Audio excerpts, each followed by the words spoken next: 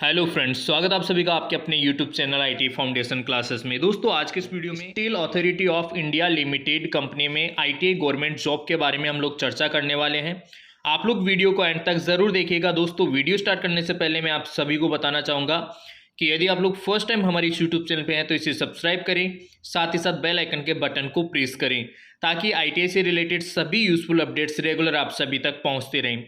तो दोस्तों, स्टार्ट करते हैं आज का वीडियो। यहाँ पे देखिए, ये नोटिस सेल की ओर से जारी किया गया था 29 दिसंबर 2023 को।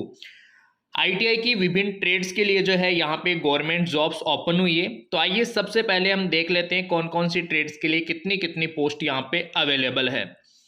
तो यहाँ पे देखिए, सबसे पहले details of post. Attendant come technician, technician training की पोस्ट यहाँ पे अवेलेबल है। फिटर ट्रेड के लिए जो है यहाँ पे टोटल 6 पोस्ट अवेलेबल है। इलेक्ट्रीशियन ट्रेड के लिए टोटल 12 पोस्ट अवेलेबल है। टर्नर ट्रेड के लिए जो है 3 पोस्ट अवेलेबल है। ईओटी क्रेन ऑपरेटर के लिए यहाँ पे 9 पोस्ट अवेलेबल है। वेल्डर के लिए जो है 5 पोस्ट अवेलेबल है। हैवी व्हीकल ड्राइवर के लिए 5 पोस्ट अवेलेबल है। इन सभी पोस्ट के लिए यहाँ पे जो स्टार्टिंग सैलरी रहने वाली है वो है दोस्तों 25,000 रुपये। 25,000 से 35,000 रुपये तक आप लोगों की स्टार्टिंग सैलरी यहाँ पे रहेगी। तो आप अनुमान लगा सकते हो कि बहुत ही बढ़िया सैलरी पैकेज वाली ये जॉब आप लोगों के लिए रहने वाली है। आगे देखिए दोस्तों, इसके अलावा यहाँ पे ऑपरेटर कम टेक्नीशियन, बॉयलर ऑपरेशन के लिए भी कुछ एक पोस्ट है। तो बॉयलर ऑपरेशन की अगर हम बात करें S3 कैटेगरी के अंतर्गत जो है यहाँ पे ऑपरेटर कम technician boiler operation 3 post available है। उसके बाद में अटेंडेंट कम टेक्नीशियन बॉयलर अटेंडेंट, इसकी भी 3 पोस्ट यहाँ पे अवेलेबल है। नेक्स्ट, इसके बाद में दोस्तों चर्चा करते हैं, मोस्ट इंपॉर्टेंट चीज है एलिजिबिलिटी क्राइटेरिया, योग्यता।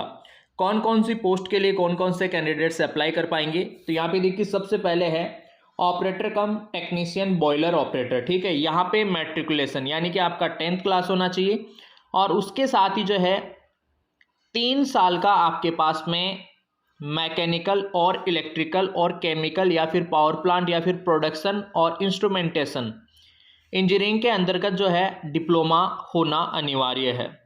राइट। इसके बाद में देखिए, जो टेक्नीशियन अटेंडेंट कम technician boiler attendant S1 category है, इसके अंतर्गत आप लोगों के पास में जो है matriculation with full time ITI होना चाहिए या फिर नेशनल अप्रेंटिसशिप सर्टिफिकेट भी चलेगा फ्रॉम एनसीवीटी से आप लोगों का ITI कंप्लीट होना चाहिए। ट्रेड कौन कौन सी है, फिटर है, रीगर है, इलेक्ट्रीशियन है, टर्नर है। फ्रॉम गवर्नमेंट रिकॉग्नाइज्ड इंस्टीट्यूट, कोई गवर्नमेंट रिकॉग्नाइज्ड इंस्टीट्यूट होना चाहिए। इट मीन्स आपके जितने भी DGT से एफिलेटेड, चाहे प्राइवेट ITI कॉलेज हो या फिर गवर्नमेंट ITI कॉलेज, अगर इन सभी ट्रेड से ITI कंप्लीट है तो वो यहाँ पे कैंडिडेट्स इस पोस्ट के लिए अप्लाई कर पाएंगे। इसके साथ ही जो है उनके पास में 2nd class boiler attendant certificate भी होना चाहिए। यहाँ पे भी देखिए, जो डिप्लोमा कैंडिडेट्स थे इनके पास में भी जो है ये सर्टिफिकेट होना कंपलसरी है। राइट। इसके बाद में देखिए, स्पेशल जो ITI ट्रेड्स है उनके लिए बहुत सारी वैकेंसीज है। यहाँ पे जो अटेंडेंट कम टेक्नीशियन ट्रेनी इलेक्ट्रीशियन की पोस्ट है, टोटल 12 पोस्ट ये थी और मैट्रिकुलेशन 10th और उसके साथ ही आपके पास में ITI होना चाहिए इलेक्ट्रीशियन ट्रेड से। इसके बाद में जो टेक्नीशियन फीटर ट्रेड के लिए उनके पास में वही 10th प्लस ITI होना चाहिए फीटर ट्रेड से। जो टर्नर है उसमें भी यहाँ पे आप देख पा रहे होंगे वही 10th प्लस ITI होना चाहिए टर्नर ट्रेड से। ठीक है। इसके अलावा जो वेल्डर है, वेल्डर वाले कैंडिडेट्स के लिए भी सेम क्राइटेरिया है। वेल्डर ट्रेड से जो है ITI कंपलसरी है 10th के बाद में।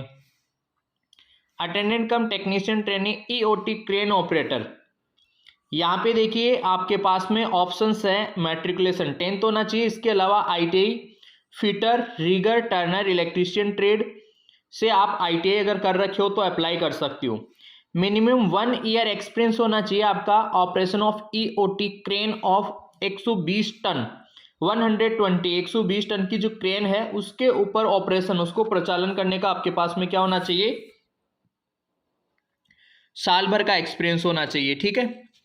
इसके बाद में 8 नंबर पे जो है वो है attendant technician heavy vehicle driver. Heavy vehicle driver जिसकी 5 पोस्ट है। यहाँ पे matriculation with valid heavy motor driving licence, 10th pass और ड्राइविंग लाइसेंस होना चाहिए हैवी मोटर व्हीकल का, राइट। और उसके अलावा आप लोगों के पास में मिनिमम 1 ईयर का जो है क्वालिफिकेशन एक्सपीरियंस भी होना चाहिए। नेक्स्ट देखिए दोस्तों, इन्हीं के साथ ही यहाँ पे इन सभी वैकेंसीज के लिए एज क्राइटेरिया है। जनरल कैटेगरी के यहाँ पे है 30 ईयर्स जो बॉयलर टेक्नीशियन है। उसके बाद में 28 ईयर्स इलेक्ट्रिशियन वाले स्टूडेंट्स के लिए 28 यानी कि यहाँ पे 28 ईयर्स जो है एज क्राइटेरिया है जनरल कैटेगरी के लिए।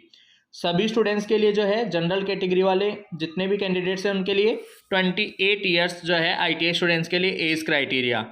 एज क्राइटेरिया के अंतर्गत ही जो है आप लोगों को एज रिलैक्सेशन भी मिलेगा। एज रिलैक्सेशन जो ST SC के कैंडिडेट्स हैं उनको 5 साल की छूट मिलेगी आयु सीमा में, यानी कि ST SC वाले 33 ईयर तक के कैंडिडेट्स जो हैं वो अप्लाई कर सकते हैं। OBC वाले जो कैंडिडेट्स हैं नॉन क्रीमी लेयर वाले उनको 3 साल का छूट मिलेगा।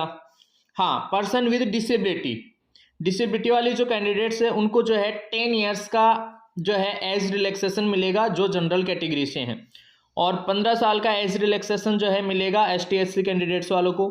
OBC नॉन क्रीमी लेयर अगर पर्सन डिसेबिलिटी वाले हैं तो उनको जो है 13 ईयर का एज रिलैक्सेशन दिया जाएगा। एक्स सर्विसमैन के लिए भी यहाँ पे एज में जो है आयु सीमा में छूट दी गई है। हाँ, यहाँ पे देखिए दोस्तों, जब ट्रेनिंग पीरियड रहेगा आपका ड्यूरिंग ट्रेनिंग, उस समय आप लोगों को जो टेक्नीशियन ट्रेनी है उनको फर्स्ट ईयर में 12,900 लगभग 13,000 रुपये मिलेंगे, और दूसरे साल जो है 15,000 रुपये मिलेंगे। उसके बाद में जो है आप लोगों का 25,000 से 35,000 तक सैलरी आप लोगों को मिलेगी, राइट। नेक्स्ट देखिए सिलेक्शन मोड। सिलेक्शन मोड के लिए जो है आप लोगों का CBT एग्जाम हो सकता है, राइट। हाउएवर देखिए दोस्तों, आगे लिखा हुआ है however candidates may be required to appear for skill test directly. हो सकता है कि डायरेक्टली आप लोगों का स्किल टेस्ट हो, यह भी पॉसिबल है विदाउट CBT, बिना CBT एग्जाम के डायरेक्टली आप लोगों का प्रैक्टिकल या स्किल टेस्ट हो, और उसके बिहाफ पे भी जो है आप लोगों को जॉब मिल सकती है। लेकिन ये डिपेंड करेगा depending on the number of applications received for the post. लेकिन ये सब चीजें डिपेंड करेगी कि कितने कैंडिडेट्स जो हैं इस वैकेंसी के लिए आवेदन करते हैं।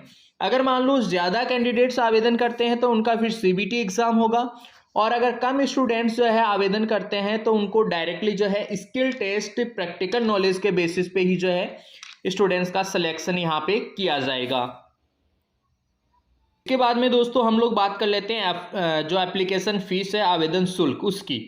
तो आवेदन शुल्क जो है वो general OBC candidates EWS category वाले जो कैंडिडेट्स हैं उनके लिए, जो बॉयलर ऑपरेटर है उसके लिए 500 रुपये है, टेक्नीशियन ट्रेनिंग के लिए जो है 300 रुपये, और टेक्नीशियन बॉयलर अटेंडेंट के लिए जो है यहाँ पे 300 रुपये रखा गया है। बाकी ST SC PWD ESM जो कैंडिडेट्स हैं उनके लिए यहाँ पे दिया हुआ है 150 रुपये, 100 रुपये, 100 रुपये।